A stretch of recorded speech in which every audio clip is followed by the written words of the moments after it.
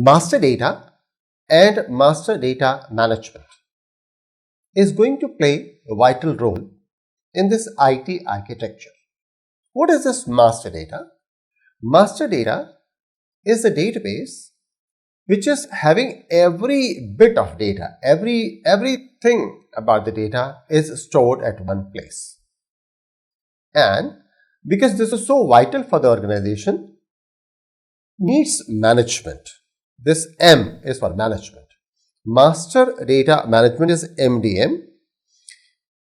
With the help of this, we create high quality, trustworthy data which is needed for running the business with transactional and operational use with greater efficiency and reliability, and improving the business with analytic use.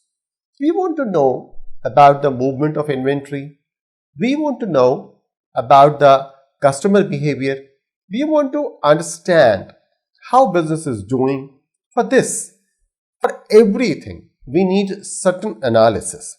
Who will do this analysis? Of course, knowledge workers will be doing this analysis, but with the help of data. And for this, we need master data management.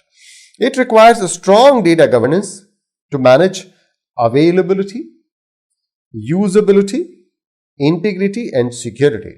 Because the data is so important for us, so it should be available all the time. It should be usable, means available in the form which can be used by others, by the users, and should be integrated. There should not be any compromise with the data, and it should be kept secure. So these are the few aspects we must take care about the master data management. Now the question is that how do we develop this? We have already understood that architecture is something which is orderly arrangement of components. Business will keep on growing. With the growth of the business, IT architecture will accommodate this growth and will also grow. What I want to say is that IT architecture will also evolve over a period of time with the evolution of business. So, what it is and how it works. So, we have enterprise architecture and its dynamics. Enterprise architecture is dynamic. It's not static. Okay. What does it mean? We have some component of this which is right now working, baseline architecture. We have another component of which we say that we want to attain that. What do we want to attain? Is this target architecture. This is what we want to attain.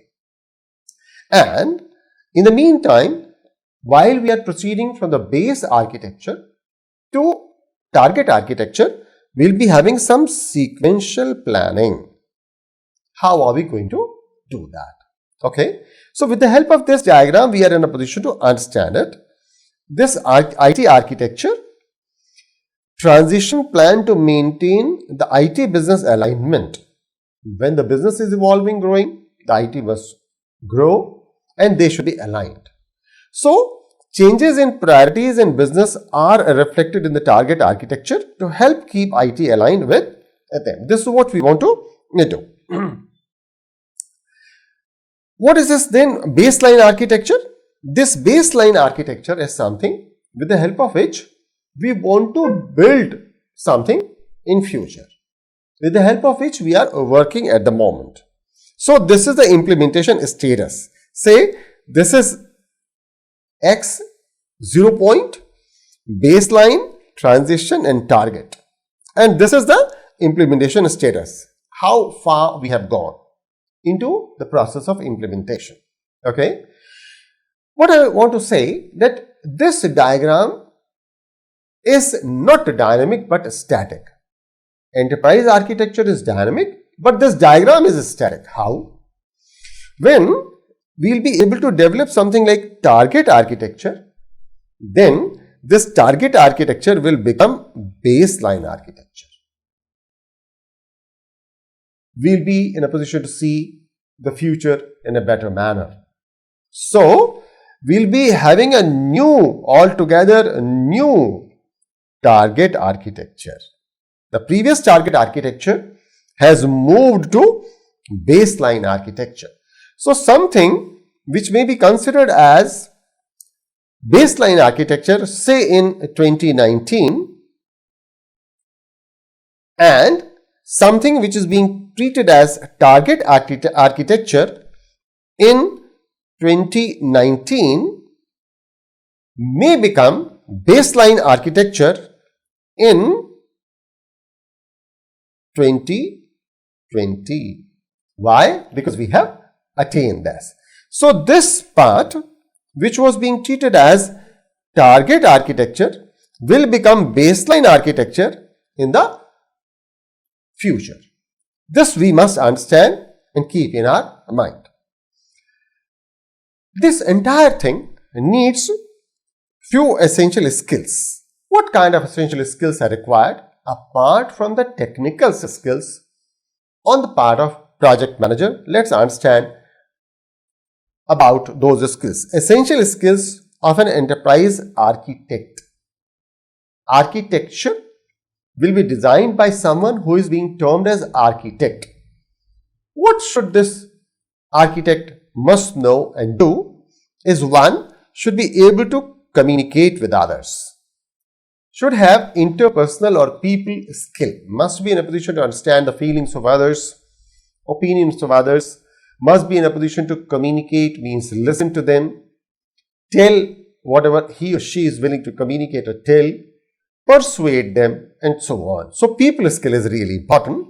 Then the second one is ability to influence and motivate. The person must be in a position to influence, means should have that kind of credibility, should have that kind of personality, should have that kind of purpose, so that the person is in a position to motivate others. And then negotiate, should offer something which will be beneficial with the help of information systems to the users, and then ask them to cooperate in the process of development of information systems. Should be in a position to think critically and solve the problem. Should have the two skills, critical thinking skills and problem solving skills, and must have something related to business or industry. Technical knowledge is not sufficient alone. Domain knowledge. Domain knowledge means the knowledge of the business for which this architecture is being developed is really important. Only with the help of this understanding, the person will be able to move ahead. So, managing enterprise architecture implementation requires someone who is able to handle multiple aspects of a project at one time. So, a lot of aspects are there, technical aspects and managerial aspects. They all are the managerial aspects. So, change management is there, and the person should be in a position to know how to manage this change. What will happen if the things are not moving and we are unable to manage this master data? Let's understand what will happen. If master data management is not there, if data governance is not being done, it's weak or non-existent, then what are the consequences or what are the characteristics? So, one is the data duplication causes isolated data silos. You will be having a lot of independent tools. Organization will be working on the basis of those tools. They will not be in a position to interact with each other. And what are the characteristics of data silos? We have already understood. Then the second one will be inconsistency exists in the meaning and level of detail of data elements. What is this data element?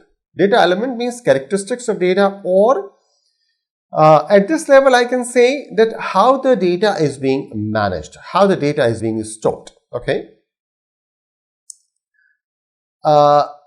Say a name has to be stored.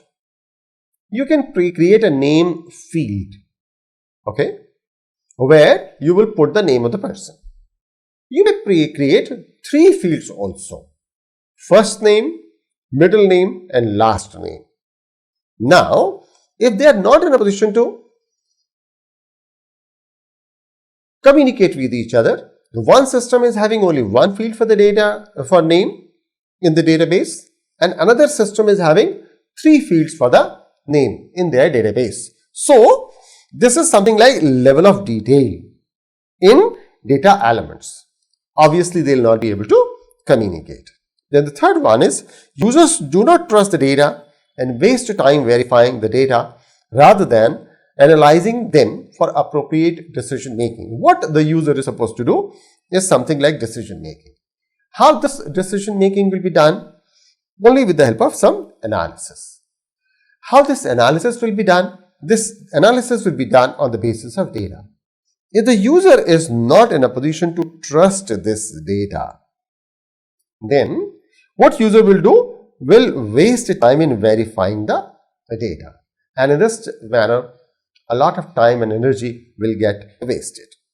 It leads to inaccurate data analysis also. If the non-existent data governance or the weak data governance is there, then it will lead to something like inaccurate data analysis. Bad decisions are made on perception rather than reality, because you don't have database, you don't have a strong database, you don't have data governance. So, decisions are being made on perception, not on the basis of reality. When you understand that the decision should be made on the basis of reality, if the decisions are being made on the basis of perception, then it will be a bad decision. You may find that later on, because of your decision, organization has lost. So, results in increased workload and processing time. In this manner, friends, we have understood that what will happen if we have poor data governance or poor database management. We need to have a strong IT architecture. Still, there is something known as politics. What is this politics? Is the people conflict. How people are in a position to not understand each other or communicate well with each other. So, cultures of distrust between technology and employees may exist. If this is happening, then entire effort will go waste and we have to be cautious about it. Genuine commitment to change can bridge the divide with support from the senior management. Every target information system has to be supported by the top management and has to be pushed by the top management, senior management. Unless they push it, unless they believe in it, they have buy-in and they push it, nobody will start using it. So, we have to be very careful and ensure that there is a genuine commitment. Methodologies can only provide a framework, not solve people problem. We may be suffering from a lot of people problem. So, that's why we need a lot of skills, people skills.